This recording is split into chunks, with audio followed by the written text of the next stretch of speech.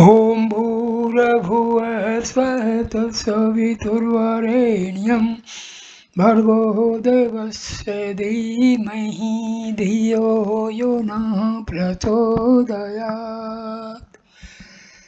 Namaste, my dear friends. This is video number 7 on the talks with Swami Vivekananda.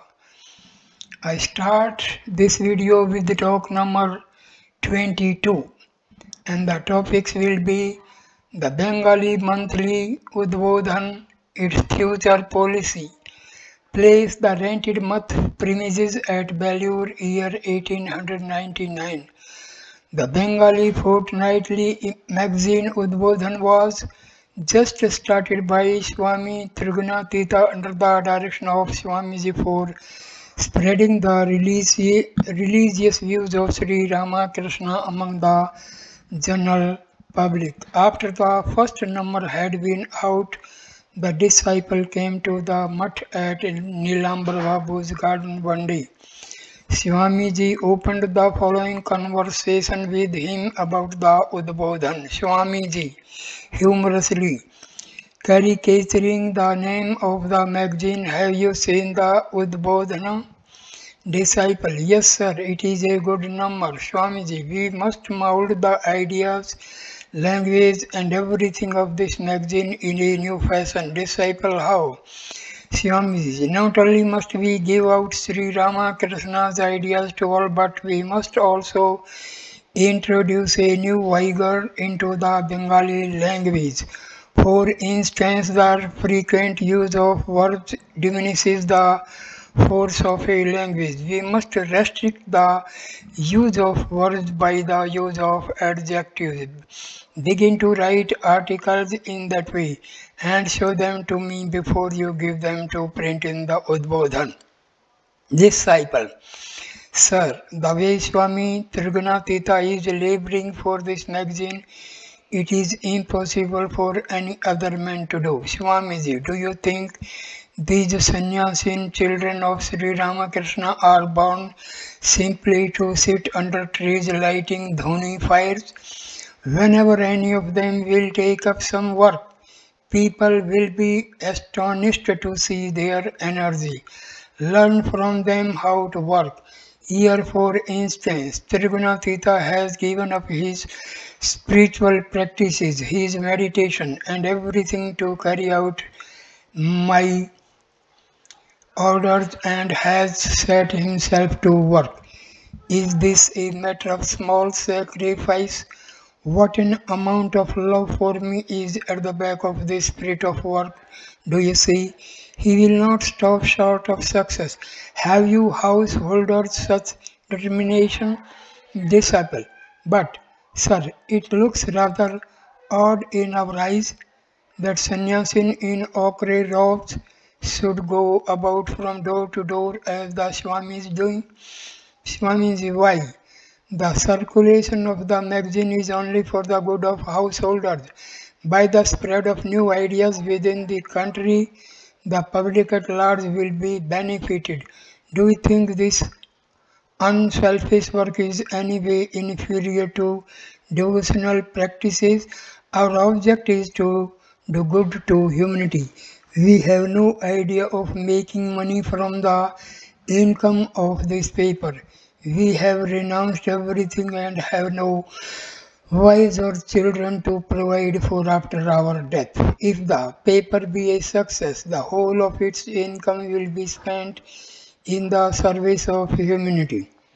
Its surplus money will be profitably spent in the opening of monasteries and homes of service in the different places and all sorts of works of public utility.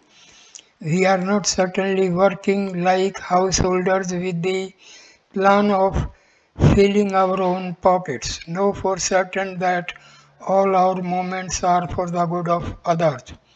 Disciple, even then all will not be able to appreciate this spirit. Swamiji, what if they cannot?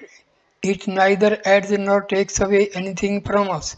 We do not take up any work with an eye to criticism. Disciple, sir, this magazine will be a fortnightly. We would like it to be a weekly. Swamiji, yes, but where are the funds? If through the grace of Sri Ramakrishna funds are raised, it can be made into a daily event in future. 100,000 copies may be struck off daily and distributed free in every street and lane of Calcutta. Disciple, this idea of yours is a capital one. Swamiji, I have a mind to make the paper self-supporting first and then set you up as its editor. You have not yet got the capacity to make any enterprise stand on its legs. That's reserved only for these all-renouncing sannyasis to do. They will work themselves to death but never yield, whereas a little resistance or just a trifle criticism is bewildering to you. Disciple, sir, the other day I saw Swami Trigunatita worshipped the photo of Sri Ramakrishna in the press before opening the work and asked for your blessings for the success of the work. Swamiji, well, Sri Ramakrishna is our center. Each one of us is a ray of that light center. So, Trigunatita worshipped Sri Ramakrishna before opening the work, did he? It was excellently done, but he told me nothing of it. Disciple, sir, he fears you, and yesterday he told me to come to you and ask your opinion of the first issue of the magazine, after which he said he would see you. Swamiji, tell him when you go that I am exceedingly delighted with his work. Give him my loving blessings, and all of you help him as far as you can. You will be doing Sri Ramakrishna's work by that. Immediately after saying these words, Swamiji called Swami Brahmananda to him and directed him to give Swami Trigunatita more money for the Udbodhan if it was needed. The same evening after supper, Swamiji again referred to that topic of Udbodhan in the following words. In the Udbodhan, we must give the public only positive ideals. Negative thoughts weaken man. Do you not find that where parents are constantly taxing their sons to read and write, telling them to, they will telling them they will never learn anything and calling them fools and so forth. The latter do actually turn out to be so in many cases. If you speak kind words to boys and encourage them, they are bound to improve in time. What holds good of children also holds good of children in the region of higher thoughts. If you can give them positive ideas, people will grow up to the man and learn to stand on their own legs.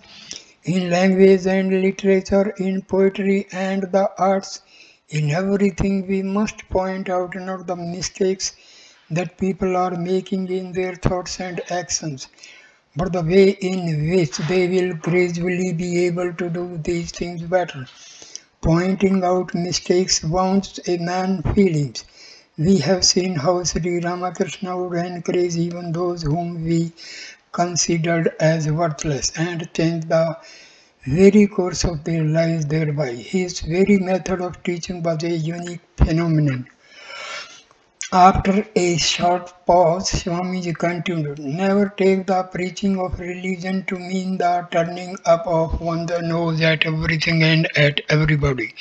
In matters physical, mental and spiritual, in everything we must give man positive ideas and never hate anybody. It is your hatred of one another that has brought about your degradation. Now we shall have to raise man by scattering broadcast only positive thoughts. First we must raise the whole Hindu race in this way and then the whole world. That's why Sri Ramakrishna was incarnated. He never destroyed a single man's special inclinations. He gave words of hope and encouragement even to the most degraded of persons and lifted them up. We too must follow in his footsteps and lift all up and rouse them. Do you understand? Your history, literature, mythology, and all other shastras are simply frightening people. They are only telling them, we, you will go to hell, you are doomed. Therefore, has this lethargy crept into the very vitals of India? Hence, we must explain to man in simple words the highest ideas of the Vedas and the Vedanta. Through the imparting of moral principles, good behavior, and education, we must make the Chandala come up to the level of the Brahmana. Come, write out all these things in the Udbodhana and awaken everyone, young and old, men and women. They only shall I know that your study of the Vedas and Vedanta has been a success. What do we say? Will you be able to do this, disciple? Through your blessings and command, I think I shall succeed in everything. Swamiji, another thing. You must learn to make the physique very strong and teach the same to others. Don't you find me exercising every day with dumbbells even now? Walk on mornings and evenings and do physical labor. Body and mind must run parallel. It won't do to depend on others in everything. When the necessity of strengthening the physique is brought home to people, they will be of themselves exert in that. It is to make them feel this need that education is necessary at the present moment.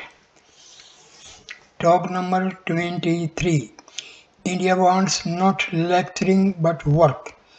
The crying problem in India is poverty. Young sannyasis to be trained both as secular and spiritual teachers and workers from the masses.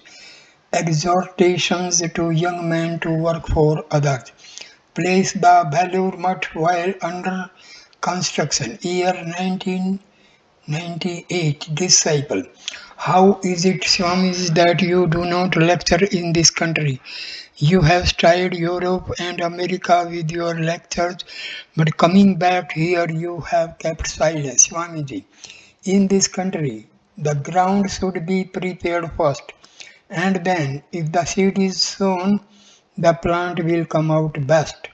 The ground in the West, in Europe and America, is very fertile and fit for sowing seeds.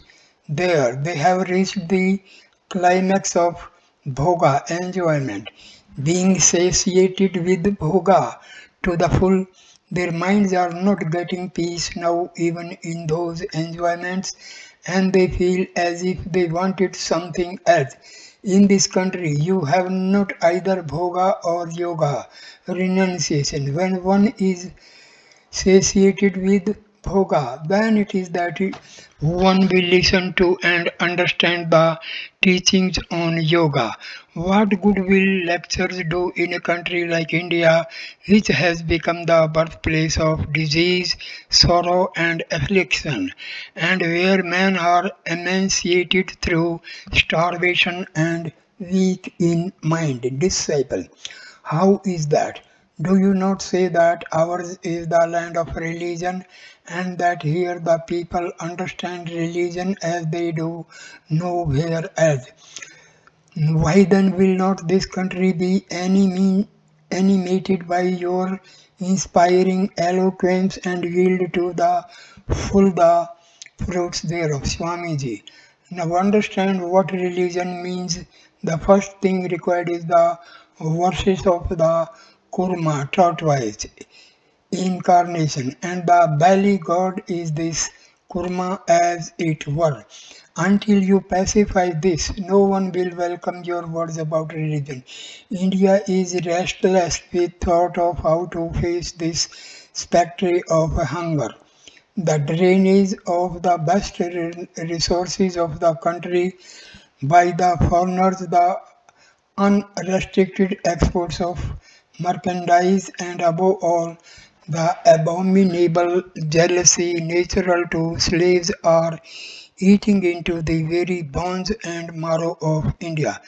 First of all, you must remove this evil of hunger and starvation, this constant thought for bare existence from those to whom you want to preach religion, otherwise lectures and such things will be of no benefit. Disciple, what should we do then to remove that evil? Swamiji, first some young men full of the spirit of renunciation are needed, those who will be ready to sacrifice their lives for others, instead of devoting themselves to their own happiness.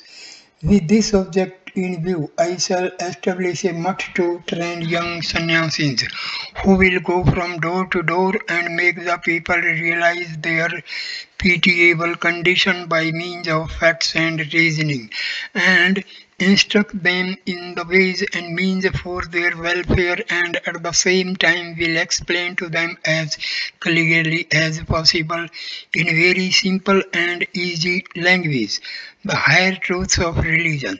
The mass of people in our country is like the sleeping leviathan. The education imparted by the present university system reaches to 1 or 2% of the masses only, and even those who get that do not succeed in their endeavor of doing any good to their country. But it is not their fault, poor fellows. As soon as they come out of their college, they find themselves fathers of several children. Somehow or other, they manage to secure the position of a clerk or at the most a deputy magistrate. This is the final of education. With the burden of a family on their backs, they find no time to do anything great or think anything high. They do not find means enough to fulfill their personal wants and interests. So, what can be expected of them in the way of doing anything for others? Disciple, is there then no way out for us, Swamiji? Certainly there is. This is the land of religion eternal. The country has fallen, no doubt, but will as surely rise again, and that upheaval will astound the world. The lower the hollows the billows make, the higher and with equal force will they rise again. Disciple, how would India rise again? Swamiji, do you not see? The dawn has already appeared in the eastern sky, and there is little delay in the sun's rising. You all set your shoulder to the wheel. What is there in making the world the all in all and thinking of my my sansara? Your duty at present is to go from one part of the country to another, from village to village, and make the people understand that mere sitting about idly won't do any more. Make them understand their real condition and say, "O ye brothers, all arise. Awake, how much longer would you remain asleep? Go and advise them how to improve their own condition and make them comprehend the sublime truths of the Shastras by presenting them in a lucid and popular way. So long the Brahmanas have monopolized religion, but since they cannot hold their ground against the strong tide of time, go and take steps so that one and all in the land may get that religion. Impress upon their minds that they have the same right to religion as the Brahmanas. Initiate all, even down to the Chandalas, in these fiery mantras. Also instruct them in simple words about the necessities of life and in trade, commerce, agriculture, etc. If you cannot do this, then fie upon your education and culture and fie upon your studying the Vedas and Vedanta. Disciple. But where is that strength in us? I have felt myself blessed if I had had a hundredth part of your power, Swamiji. Swamiji. How foolish! Power and things like that will come by themselves. Put yourself to work, and you will find such tremendous power coming to you that you will feel it hard to bear. Even the least work done for others awakens the power within. Even thinking the least good of others gradually instills into the heart the strength of a lion. I love you all so much, but I would wish you all to die working for others. I should be rather good to see you do that, disciple. What will become of those then who depend on me? Swamiji, if you are ready to sacrifice your life for others, God will certainly provide some means for them. Have you not read in the Gita the words of Sri Krishna? Nehi kalyan kischati durgatin tat gachati. Never does a doer of good, O my beloved, come to grief. Disciple, I see, sir. Swamiji, the essential thing is renunciation. Without renunciation, none can pour out his whole heart in working for others. The man of renunciation sees all with an equal eye and devotes himself to the service of all. Does not our Vedanta also teach us to see all with an equal eye? Why then do you cherish the idea that wife and children are your own more than others? At your very threshold, Narayana himself in the form of a poor beggar is dying of starvation. Instead of giving him anything, would you only satisfy the appetites of your wife and children with the delicacies? Why, that is beastly. Disciple, to work for others requires a good deal of money at times, and where shall I get that? Swamiji, why not do as much as lies within your power? Even if you cannot give to others for want of money, surely you can at least breathe into their ear some good words or impart some good instruction, can't you? Or does that also require money? Disciple, yes sir, that I can do, Swamiji. But saying I can won't do. Show me through action what you can do, and then only shall I know that your coming to me is turned to some good account. Get up and set your shoulder to the wheel. How long is this life for? As you have come into this world, leave some mark behind. Otherwise, where is the difference between you and the trees and stones? They too come into existence, decay and die. If you like to be born and to die like them, you are at liberty to do so. Show me by your actions that your reading the Vedanta has been fruitful of the highest good. Go and tell all in every one of you lie that eternal power and try to wake it up. What will you do with individual salvation? That's sheer selfishness. Throw aside your meditation, throw away your salvation and such things. Put your whole heart and soul in the work to which I have consecrated myself. With bated strength, the disciple heard these inspiring words, and Swamiji went on with his usual fire and eloquence. Swamiji, first of all, make the soil ready, and thousands of Vivekanandas will in time be born into this world to deliver lectures on religion. You need not worry yourself about that. Don't, don't you see why I am starting orphanages farming relief works, etc. Don't you see how Sister Nivedita, an English lady, has learned to serve Indians so well by doing even menial work for them? And can't you, being Indians, similarly serve your own fellow countrymen? Go, all of you, wherever there is an outbreak of plague or famine, or wherever the people are in distress, and mitigate their sufferings. At the most, you may die in the attempt. What of that? How many like you are taking birth and dying like worms every day? What difference does that make to the world at large?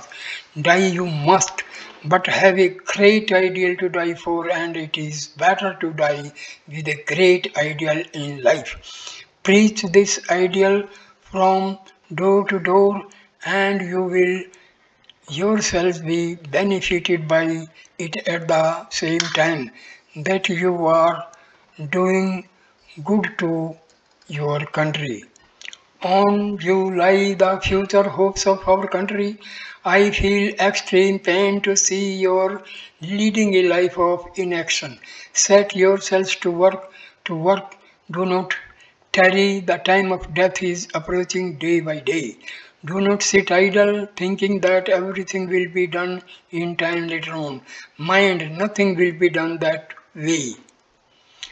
Talk number 24. Reconciliation of Chana and Bhakti. Satya Chit Ananda. How? Sectarianism originates bringing Shraddha and the worship of Shakti and avatars. The ideal of the hero we want now, not this Madhura Bhava Sri Rama Krishna avatars. Place. The Belur Mutt while under construction year 1896. Disciple. Pray, Swamiji, how can jnana and bhakti be reconciled? We see the following flowers of the path of devotion. Bhaktas close their ears at the name of Shankara, and again the followers of the path of knowledge. Jnanis call the Bhaktas fanatics. Seeing them weep in torrents or sing and dance in ecstasy in the name of the Lord. Swamiji. The thing is, all this conflict is in the preliminary preparatory stage of jnana and bhakti. Have you not heard Sri Ramakrishna's story about Shiva's demons and Rama's monkeys? Disciple, yes sir, I have. Swamiji, but there is no difference between the supreme bhakti and the supreme jnana.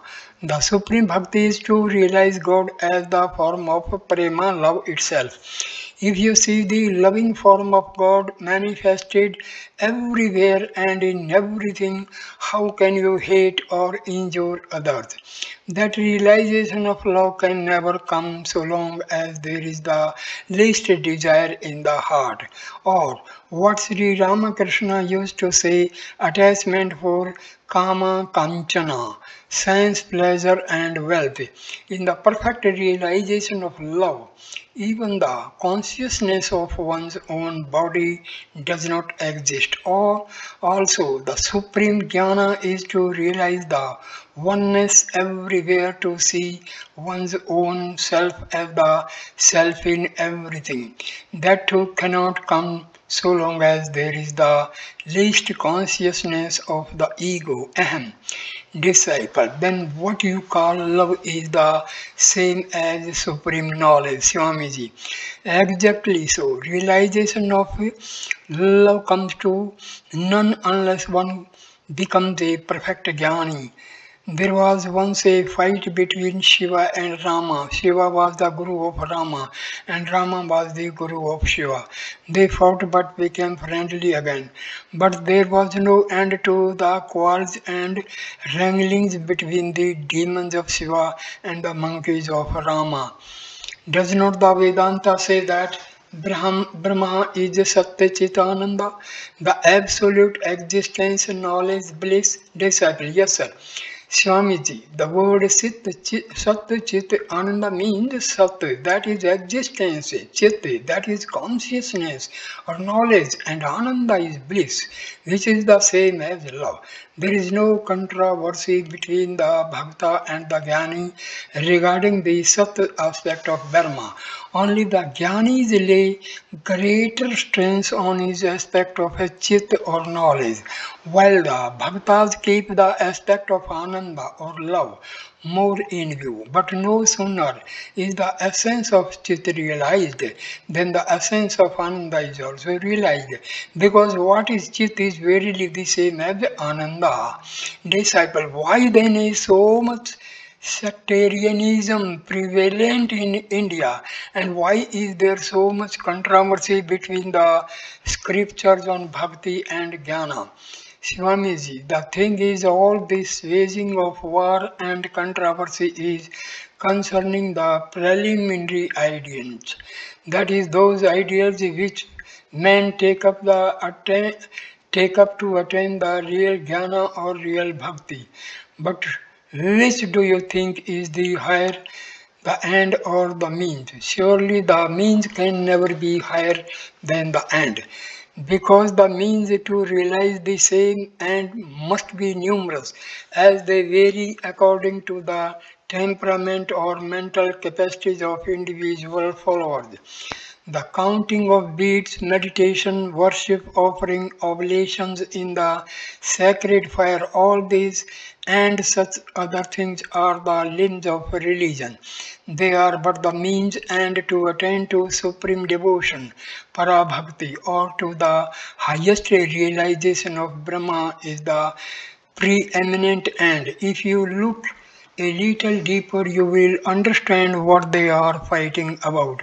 One says, if you pray to God facing the east, then you will reach Him. No, says another, you will have to sit facing the west and then only you will see Him.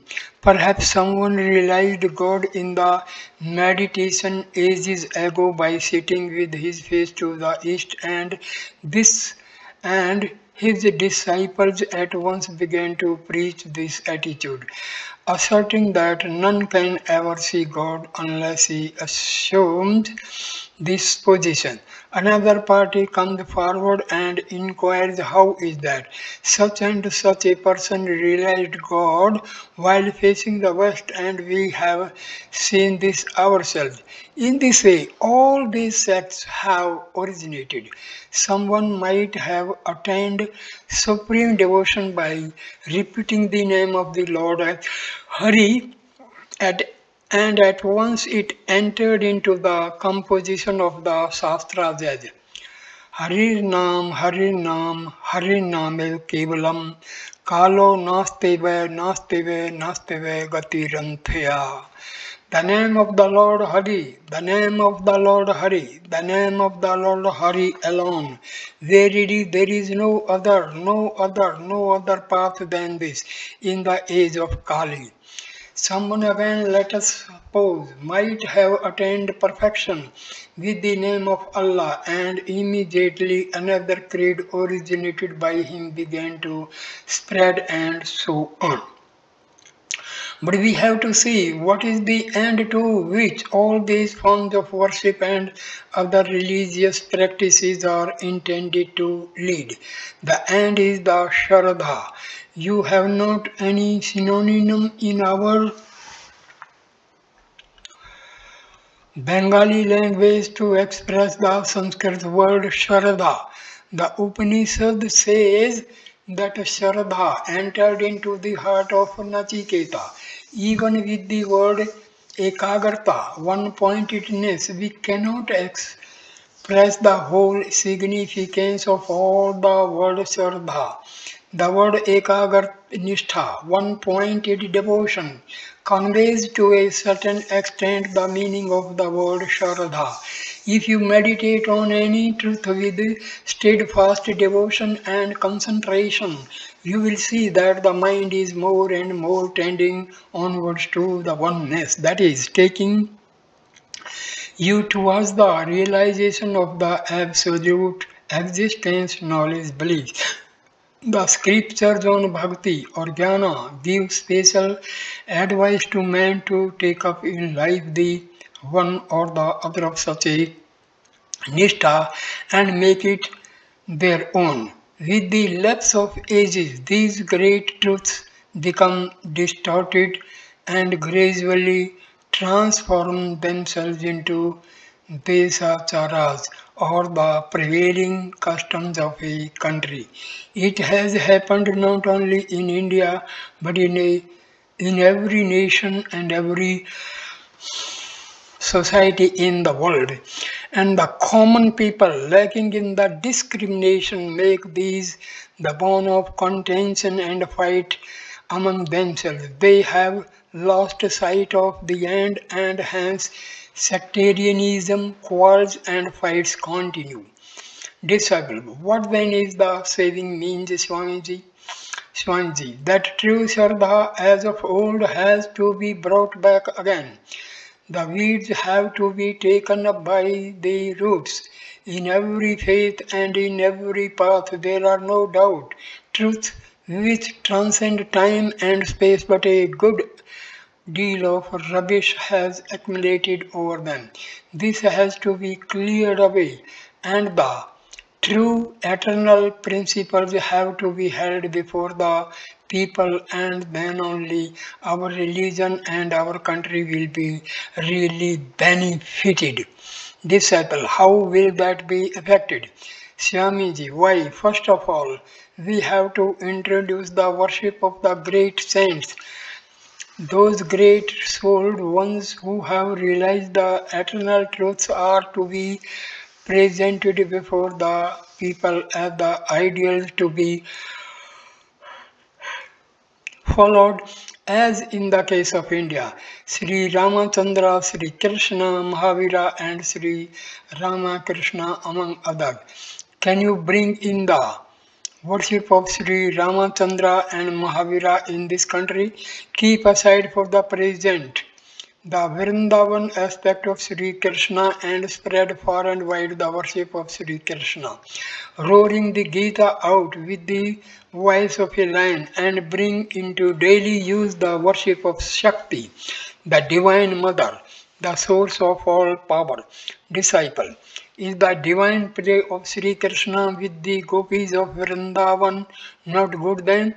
Swamiji, under the present circumstances that worship is of no good to you.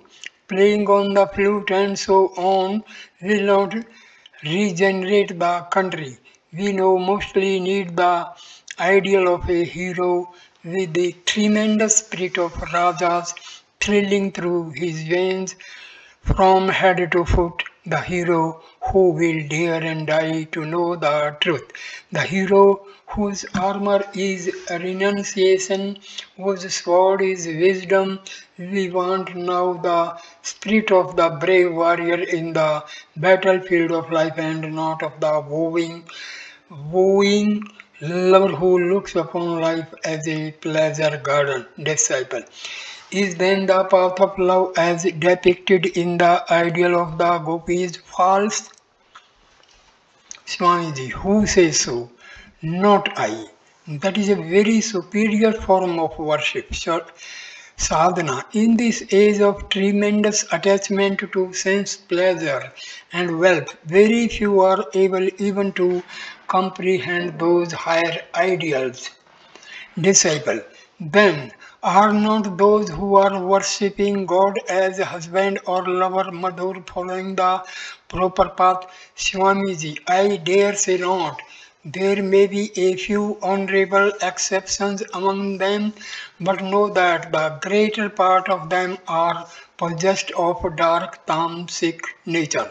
Most of them are full of morbidity and affected with exceptional weakness. The country must be raised, the worship of Mahavira must be introduced, the Shakti Puja must form a part of our daily practice, Sri Ramachandra must be worshipped in every home. Therein lies your welfare, therein lies the good of the country, there is no other way. Disciple, but I have heard that Bhagwan Sri Rama Krishna used to sing the name of God very much. Swamiji, quite so. But this was a different case. What comparison can there be between him and ordinary man? He practiced in his life all the different ideals of religion to show that each of them leads but to the one truth. Shall you or I ever able to do all that he has done? None of us has understood him fully, so I do not venture to speak about him anywhere and everywhere. He only knows what he himself really was. His frame was a human one only, but everything else about him was entirely different from others. Disciple, do you, may I ask, believe him to be an avatar, incarnation of God? Shivaji, tell me first, what do you mean by an avatar? Disciple, why? I mean one like Ramachandra, Sri Krishna, Sri Gauranga, Buddha or Jesus, etc. Swamiji, I know Bhagavan Sri Ramakrishna to be even greater than that, those you have just named. What to speak of believing which is a petty thing, I know. Let us, however, drop the subject now, more of it another time. After a pause, Swamiji continued to re-establish the Dharma. There come Mahapurushas, great teachers of humanity, suited to the needs of the times and society. Call them what you will, either Mahapurushas or Avataras. It matters little. They reveal each in his life the ideal.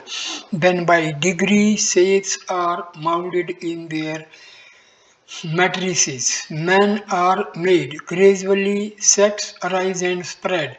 As time goes on, these sects degenerate and similar reformers come again. This has been the law flowing in uninterruptedly success. In un, uh, the law flowing in uninterrupted succession like a current down the ages. Disciple, why do you not preach Sri Ramakrishna as an avatar? You have indeed power, eloquence, and everything else needed to do it. Swamiji, truly, I tell you, I have understood him very little. He appears to me to have been so great that whenever I have to speak anything of him, I am afraid lest I ignore or explain away the truth. Lest my little power does not suffice, lest in trying to extol him I present his picture by painting him according to my lights and belittle him thereby. Disciple, but many are now preaching him as an avatara. Swamiji, I'll let them do so if they like. They are doing it in the light in which they have understood him. You too can go and do the same. If you have understood him, disciple, I cannot even grasp you what to say of Sri Ramakrishna. I should consider myself blessed in this life if I get a little of your grace. Thank you, my dear friends, for listening this video with patience and devotion. I end this video here, and the video number 8 will start with the talk number 25 and page 186. Thank you, my dear friends, for giving your patience. Please like, comment, and share the video and subscribe the channel. Namaskar.